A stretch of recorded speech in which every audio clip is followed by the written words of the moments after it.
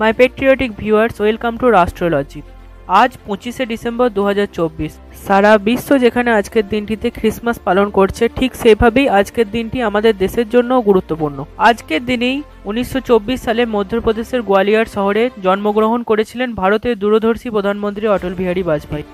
উনি প্রথমবারের জন্য তো 1996 সালে প্রধানমন্ত্রী হয়েছিলেন, কিন্তু দুর্ভাগ্যবশত সেই সরকার ভাঙার জন্য মাত্র 13 দিনের মধ্যেই ওনাকে ইস্তফা দিতে হয়েছিল। हमारी सरकार गिर गई, सत्ता का खेल चलता रहेगा, सरकारें आएंगी जाएंगी, पार्टियां बनेंगी बिगड़ेंगी, पर ये देश रहना चाहिए।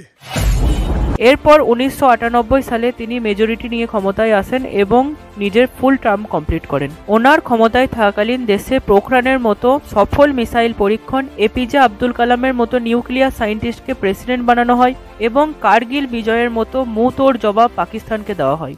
बेनकाब चेहरे है, दाग बड़े गहरे है, टूटता तिलस्म आज, सच में भय खाता हूँ, गीत नहीं गाता हूँ। এই রকম না জানে কত কবিতার দ্বারা তিনি দেশের মন জয় করেছিলেন। একবার এক পাকিস্তানি পত্রকার ওনাকে প্রশ্ন করেছিলেন যে আপনি অবিবাহিত, আমি আপনার সাথে বিয়ে করব, কিন্তু আমাকে মুখ দেখাতে কাশ্মীর চাই। তখন অটলজি একটু মুচকি হেসে বলেছিলেন, আমি বিয়েতে রাজি আছি, কিন্তু আমার যৌতুক হিসেবে পুরো পাকিস্তান চাই। এমনই ছিলেন আমাদের অটলজি। जनाब आप कुंवारे हैं, हम आपसे शादी करने के लिए तैयार हैं, लेकिन हमें मोडिफाई में कश्मीर चाहिए। मैं भी आपसे शादी करने को तैयार हूँ, लेकिन मुझे दहेज में पूरा पाकिस्तान चाहिए। অনেকেই জানেন না যে উনি 4টি রাজ্যের কনস্টিটিউয়েন্সি থেকে ইলেকশন লড়েছিলেন এবং জিতেও ছিলেন। সেই রাজ্যগুলি হলো গুজরাট, দিল্লি, মধ্যপ্রদেশ এবং উত্তরপ্রদেশ।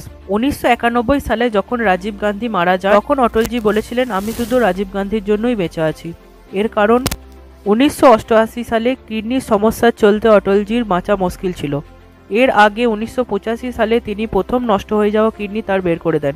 1988 সালে ডাক্তাররা তাকে নিউ ইয়র্ক গিয়ে চিকিৎসা করানোর পরামর্শ দিয়েছিলেন, কিন্তু সেইকালীন ওনার আর্থিক অবস্থা খুবই খারাপ ছিল।